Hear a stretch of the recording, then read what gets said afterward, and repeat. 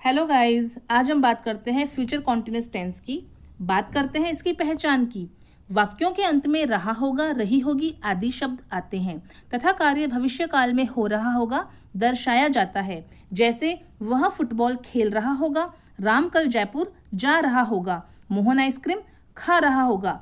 ये जो जितने भी तीनों सेंटेंसेस आप देख रहे हैं, ये तीनों सेंटेंस भविष्य काल में होने जा रहे कामों की चर्चा यहाँ पर की जा रही है कि कोई जो है वो उस समय फुटबॉल खेल रहा होगा, या राम कल जयपुर जा रहा होगा, या मोहन का आइसक्रीम खाने का प्रोग्राम था तो अब शायद हो सकता है वो आइसक्रीम खा रहा होगा।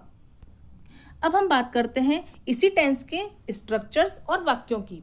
स्ट्रक्चर इसमें रहेगा subject plus will plus be plus V first plus ING plus object. ये स्ट्रक्चर अफर्मेटिव सकारात्मक वाक्य का है। जैसे अंकित स्कूल जा रहा होगा, इस टेंस में जो हेल्पिंग वर्ब है उस शैल का इस्तेमाल नहीं किया जाएगा। शैल का इस्तेमाल क्यों नहीं किया जाएगा, कब कहाँ होगा, ये आप मेरे पिछले वीडियो में देख सकते हैं। फिलहाल के लिए आपको एक बात ध्यान रखनी है कि सभी, चाहे वो प्रोनाउन चाहे वो सब्जेक्ट प्रोनाउन कोई भी हो, सिंगुलर प्लूरल, आपको सभी के साथ में विल का ही इस्तेमाल करना है। यहाँ हमारा सब्जेक्ट अंकित जो कि सिंगुलर सब्जेक्ट है, इसके साथ हमें विल भी लगाना है। Ankit will be going to school. यहाँ पर मैं आपको एक चीज और बताऊंगी कि मेरा जो गोल्डन रूल था, जो पिछली वीडियो में आप देख सकते हैं, लाइफ में रहोगे कंटिन्यू तो हो जाओगे इन का मतलब ING, और कॉन्टिन्यू का मतलब टेंस। कॉन्टिन्यूस टेंस में अगर जो भी टेंस कॉन्टिन्यूस में होगा उसकी वर्ब में ING आएगा ही आएगा। सेकेंड हमारा जो सेंटेंस वो निगेटिव यानी कि नकारात्मक, अंकित स्कूल नहीं जा रहा होगा। सिंपल निगेटिव सेंटेंसेस में नॉट को थर्ड नंबर पे लगा देना होता है। जैसे कि सब्जेक्ट अपना अंकित और विल और बी के बीच में आपको नॉट बिठा देना है, तो सेंटेंस क्या बनेगा, Ankit will not be going to school. Next हम बात करते हैं इंटेरोगेटिव यानी कि प्रश्नवाचक, सिंपल प्रश्नवाचक वाक्यों की, जिसका जवाब आप यस या नो में दे सकते हैं। क्या अंकित स्कूल जा रहा होगा? तो इसमें क्या करेंगे, जो हमारा पहले वाला जो स्ट्रक्चर था subject plus will be plus V first ING plus object, इसमें बस आपको अपनी हेल्पिंग वर्ब को बाहर आगे लाकर लगा देना है। जब आप हेल्पिंग वर्ब को आगे लगाएंगे तो बस एक बात का ध्यान रखना है कि विल बी को, पूरे विल बी को बाहर लाकर नहीं रखना है, केवल विल को ही आपको लाकर के आगे रखना है और बी जहां बैठा है वो वहीं बैठा रहे। तो सेंटेंस बनेगा will Ankit be going to school. Next हमारा नेगेटिव सेंटेंस नकारात्मक, वही नॉट को थर्ड नंबर पे लगा देंगे, तो सेंटेंस क्या बनेगा, क्या अंकित स्कूल नहीं जा रहा होगा? सेंटेंस बनेगा will Ankit not be going to school. इस टेंस को हम थोड़ा सा स्पोकन के पॉइंट ऑफ व्यू से समझने की कोशिश करते हैं। एक सिचुएशन बनाते हैं, अंकित है, अंकित ने मुझे एक दिन पहले आकर ये बोला कल मैं स्कूल नहीं जाऊंगा, कल मैं स्कूल नहीं जाऊंगा।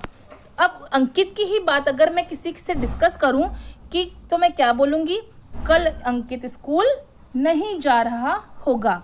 इस बात को हम इस तरीके से समझा सकते हैं। बात करते हैं हम प्रश्नवाचक WH टाइप की, जिसका रिप्लाई आप यस या नो में नहीं दे सकते, तो उसका स्ट्रक्चर कैसे बनेगा। सिंपल, आपने जो इंटेरोगेटिव का आपने स्ट्रक्चर देखा है, स्ट्रक्चर सेम रहेगा, बस हमें आगे WH वर्ड सेंटेंस की डिमांड के अकॉर्डिंग बिठा देना होता है। इसमें हमारा वर्ड है कब, यानी कि अंकित कब खेल रहा होगा, तो कब को हम बोलेंगे व्हेन, तो सेंटेंस बनेगा when will Ankit be playing. Next हमारा नेगेटिव सेंटेंस जो प्रश्नवाचक नकारात्मक वाक्य का कैसे बनेगा, अंकित कब नहीं खेल रहा होगा। इसमें हम क्या करेंगे, WH टाइप के सेंटेंसेस में नॉट हमेशा फोर्थ नंबर सीट पर आकर बैठेगा, तो सेंटेंस बनेगा when will Ankit not be playing.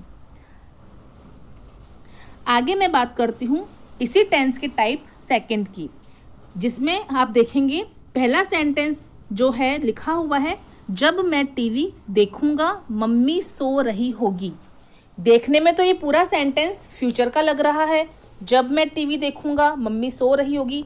देखने में ऐसा लग रहा है कि पहला वाला भाग जो है वो फ्यूचर सिंपल का है, जबकि दूसरा वाला भाग है फ्यूचर कॉन्टिन्यूअस का, जबकि असल में ऐसा नहीं होता। आपको ये सेंटेंस बनाते समय एक बात ध्यान रखनी है कि जो आगे वाला सेंटेंस है कि मैं कोई काम करूंगा, या वह कोई काम करेगा, ये इस तरह का जो सेंटेंस वो आपको हमेशा प्रेजेंट सिंपल में बनाना होता है। जबकि जो दूसरा वाक्य है, जैसे कि मम्मी सो रही होगी, वो वाला वाक्य हमें फ्यूचर कॉन्टिन्यूस में बनाना चाहिए। तो ये सेंटेंस कैसे बनेगा? जब मैं टीवी देखूंगा, जब यानी कि व्हेन। और प्रेजेंट सिंपल का सेंटेंस कैसे बनेगा? सब्जेक्ट है आई, व्हेन आई वॉच टीवी। जब हमने प्रेजेंट सिंपल टेंस किया था तो हमने सीखा था कि इसमें वर्ब की फर्स्ट फॉर्म का इस्तेमाल किया जाता है, तो इसीलिए मैंने बनाया व्हेन आई वॉच टीवी। हम लगाएंगे कॉमा, मम्मी सो रही होगी, मम्मी सो रही होगी, ये सेंटेंस है हमारा फ्यूचर कंटिन्यूस का। तो ये कैसे बनेगा? Mummy will be sleeping, when I watch TV mummy will be sleeping. दूसरा सेंटेंस देखते हैं, जब मैं पढ़ूंगा बच्चे खेल रहे होंगे। इसमें भी आप देख सकते हैं कि दो एक्शंस एक साथ होने की बात की गई है। जब मैं पढ़ूंगा, तो यानी कि ये हमें किसमें बनाना है? बिल्कुल प्रेजेंट सिंपल टेंस में। जब को हम बोलेंगे when I study, comma children will be playing. मैंने यहाँ पर दो सेंटेंसेस बना रखे हैं। इसी तरीके से आप और भी नए सेंटेंसेस बना सकते हैं। आप अपनी डायरी में नए सेंटेंस बनाएं, उनको नोट करें और उन पर प्रैक्टिस करें। बात करते हैं इससे कंफ्यूजन पॉइंट की। ये सेंटेंस या ये टेंस जब हम करते हैं तो कई बार बहुत कंफ्यूजन क्रिएट होता है। वो कंफ्यूजन क्या होता है उसकी बात करते हैं। देखिए, एक सेंटेंस है, इस वक्त आंटी खाना बना रही होगी। इस वक्त आंटी खाना बना रही होगी।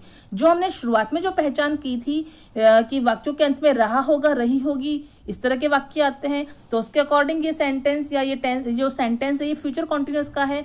बिल्कुल सही है। तो कैसे बनाएंगे इसको? कैसे बनाते हैं? Aunty will be cooking food at this time. लेकिन ये क्या है? इस सेंटेंस का एक क्रॉस मार्क क्यों कर रखा है? जबकि हमने तो रूल के अकॉर्डिंग इसको बिल्कुल सही बनाया है। Aunty will be cooking food at this time. देखो, इसमें आपको एक बात पहचानने की जरूरत है। वापस हिंदी का वाक्य पढ़िए, क्या कह रहा है वो? इस वक्त, यानी कि ये वाक्य फ्यूचर का नहीं, जबकि ये वाक्य किसका है? ये वाक्य है प्रेजेंट का। इस वक्त, अभी आप जहां खड़े हैं उस वक्त कौन से काम होने की बात आप कर रहे हैं? सेम पॉइंट, सेम टाइम की बात कर रहे हैं कि जब मैं बोल रहा हूं उसी वक्त आंटी क्या कर रही होगी? खाना बना रही होगी। तो ये फ्यूचर में कैसे हो सकता है? ये फ्यूचर में नहीं हो सकता। इसमें विल बी लगाएंगे तो ये गलत हो जाएगा। ये जो कंफ्यूजन पॉइंट में समझाना चाह रही हूँ, ये आपके एग्जाम में स्पॉट द एरर, जब इस तरह के सेंटेंसेस आते हैं वहां ये रूल आपका बहुत काम का रहेगा। और नो डाउट इंग्लिश स्पोकन में भी ये आपका काम का रहेगा। तो वापस इसी पर चर्चा थोड़ा विस्तार से करते हैं कि इस वक्त आंटी खाना बना रही होगी। अगर हम बात सेम टाइम की करते हैं, प्रेजेंट की करते हैं, तो विल जो होगा वो वुड में चेंज हो जाता है। वो विल नहीं रह करके अब वुड बन जाएगा। तो आपका करेक्ट सेंटेंस क्या होगा? Aunty would be cooking food at this time. देखिए, एट दिस टाइम अपने आप में शो करता है कि सेंटेंस जो है वो फ्यूचर का नहीं, वो प्रेजेंट का है। अगर स्पॉट द एरर, आप अगर एग्जाम में बैठते हैं और ऐसा कोई सेंटेंस आए जिसे आपको करेक्ट करना है या आपको उसमें एरर सर्च करनी है, तो लास्ट में जो कीवर्ड दे रखा है एट दिस टाइम, इसको आप पहचाने। इससे आपको पता लगेगा कि सेंटेंस प्रेजेंट का है। और अगर वहां विल बैठा है तो आप बता सकते हैं कि ये एरर है, ये करेक्ट, ये रॉन्ग है। लेकिन अगर सेंटेंस अगर इस तरह से बना होगा, aunty would be cooking food at this time, तो आप बोल सकते हैं नो एरर, यानी कि सेंटेंस एक्यूरेट है। दूसरा हम बात करते हैं सेंटेंस की, इस वक्त राम कोचिंग जा रहा होगा। वही बात कि इस सेंटेंस में इस वक्त यानी कि प्रेजेंट की बात कही गई है। तो ऊपर वाला सेंटेंस अब आपको पता लग ही गया होगा कि बिल्कुल गलत है वो, क्योंकि यहाँ पर विल बी का इस्तेमाल किया गया है। Ram will be going to coaching, अब मुझे समझाने की जरूरत नहीं है क्योंकि आपको पता है ऑब्वियसली ये सेंटेंस गलत है। जबकि सही क्या होना चाहिए? Ram would be going to coaching.